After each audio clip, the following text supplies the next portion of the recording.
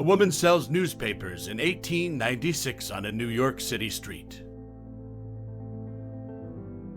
A father and son are hard at work at the shoe repair shop in the early 1900s in Connecticut. Two children are seen here elegantly skating on Sunset Lake at the Ice Carnival in 1922. A boy sells fish from his basket on a cold day in October of 1909 on the Boston Street Market. Two beautiful ladies are leaving a London polling station in 1929. A man and a woman patiently wait for a bus outside an Illinois feed store in 1938.